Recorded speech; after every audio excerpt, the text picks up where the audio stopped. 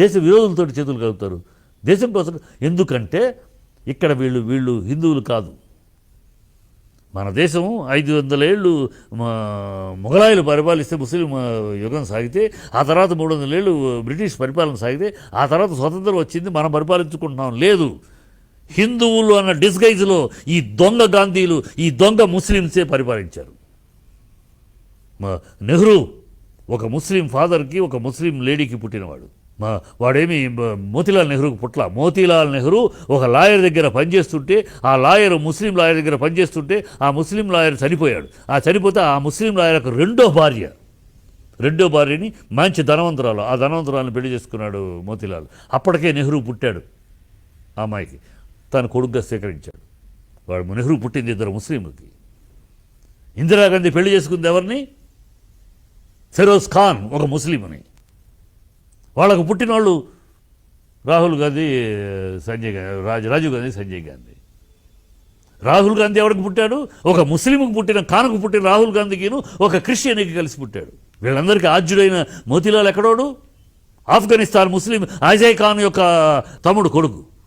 ఆనాడు 1850లో గొడవలు అయితే ఢిల్లీ నుంచి పారిపోయి కాశ్మీర్కి వెళ్ళిపోయి అక్కడ తన తలదాచుకుంటానికి నెహ్రీ అనే కాలువ, నదో ఇవాళ జమునా రివర్ అంటాం, అక్కడ దాని పేరు అప్పుడు నెహ్రీ కాలువ. ఆ కాలువ సమీపానికి వెళ్ళిపోయి టోపీ ధరించేసేసి పేరు మార్చేసుకుని కాశ్మీర్ పండిట్ అని ఒక రూపం ఎత్తి తన కాబట్టి రూపం ఎత్తుకుని మోతీలాల్ అయ్యాడు. సఫ్జల్ ఖాన్ తన పేరు, అసలు పేరు మోతీలాల్ నెహ్రూ అని అయిపోయి, నెహ్రూ ఆ నేరీ అనేదాన్ని నెహ్రూగా పెట్టుకుని వచ్చేసి దేశంలోకి వచ్చి ఈ ముస్లిం దగ్గర చేరి ఆ ముస్లింని పెళ్లి చేసుకుని లేదా దొంగ. అంటే ఒక దౌర్భాగ్యంగా ఈ 70 ఏళ్ళు కూడా మనం పరాయి పాలన ఉన్నట్టే. ఆంగ్లేయులు, బ్రిటిషర్స్ మొఘలాయుల నుంచి ఎలా ఉన్నా అలా పరాయి పాలన వీళ్ళ గుండెల్లో ఎప్పుడు కూడా ఈ భారత జాతిని గురించి ఉండదు. భారత జాతిని గురించి, హిందూ జాతిని గురించి ఉండదు వీళ్ళకి. అందుకనే నెహ్రూ ఒకసారి అన్నాడు, by accident I'm N Hindu, by birth I'm Muslim, by passion I'm western, by accident I'm Hindu అన్నాడు. వీళ్ళకి హిందువులన్నా భారతీయులన్నా ఈ గుండెలకి ప్రేమ ఉండదు, ఈ నెహ్రూ ఫ్యామిలీలో ఉండదు. గాంధీ ఎక్కడి నుంచి వచ్చింది వీళ్ళకి పేరు? వీళ్ళు దొంగ గాంధీలు. వీళ్ళకి గాంధీ కుటుంబానికి సంబంధం ఏంటి? గాంధీ రక్తం వీళ్ళలో ఉందా? ఒక ప్రజలను మోసం చేయడానికి ఆవిడ పెళ్లి లవ్ చేసిందంట. లవ్ చేస్తే నెహ్రూ గారు ఒప్పుకోలేదట, ప్రోగ్రెస్ అంతా ఒప్పుకోలేదట. అందుకని ఫెరోజ్ ఖాన్ని గాంధీ గారు అడాప్ట్ చేసుకుని ఫెరోజ్ గాంధీ అన్నారట. అందుకని వీడు ఇందిరా గాంధీ అయిపోయింది. సరే, 3 వదిలేసావు కదా, 3 వదిలేసినాక మళ్ళీ ఇందిరాగాంధీ ఎందుకు? నా మొగుడు గాంధీ అయ్యాడు, అందుకని నా పేరు ఇందిరాగాంధీ. మరి మొగుడిని వదిలేసావు కదా, డైవర్స్ తీసేసుకున్నావు కదా, మరి గాంధీ ఎందుకు తెచ్చుకున్నావు? ఇందిరా నెహ్రూని మళ్ళీ కంటిన్యూ చేసుకోవచ్చుగా. ప్రజలను మోసం చేయడానికి ఒక క్షుద్రమైన ఆలోచన. గాంధీ అప్పటికింత మీడియా లేదు, ఇంత లేదు కనుక ప్రజలు గాంధీ అంటే ఆ గాంధీ, అయ్యో స్వాతంత్ర్యం జాతిపిత గాంధీ, ఆ గాంధీ కాక వీళ్ళు అని అనుకుంటారు. అలా మోసం భ్రమలో పెట్టి నడిపారు వీళ్ళు. దొంగలు, దొంగ గాంధీలు, దొంగ భారతీయులు. వీళ్ళు భారతీయ సంతతే కాదు వీళ్ళు. కనుక అందుకని వాళ్ళు అలా మాట్లాడతారు.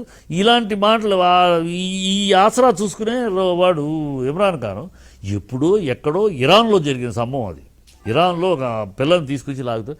ఆ వీడియో తీసి ఇప్పుడు ఈ కా మీద జరుగుతున్న అల్లర్లు, అసలు ఇది కా అనేది సంబంధం లేదు, భారత ముస్లింలకు సంబంధం లేదు.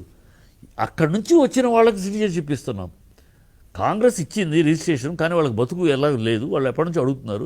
2003లో మన్మోహన్ సింగ్ రాజ్యసభలో అడిగాడు, అయ్యా ఈ సిఏఏ మనం ఎంతో వచ్చి నానా అవస్థలు పడుతున్నారు, వాళ్ళ కఠినమైన జీవితం చూస్తున్నారు, వాళ్ళని మనం చూడవలసిన బాధ్యత భారతదేశానికి ఉందని అడిగాడు.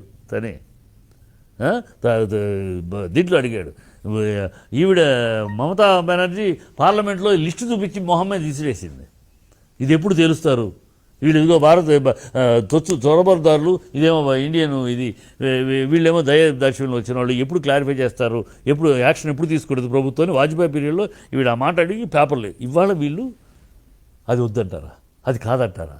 రాజకీయ వ్యభిచారం చేస్తారా మీరు?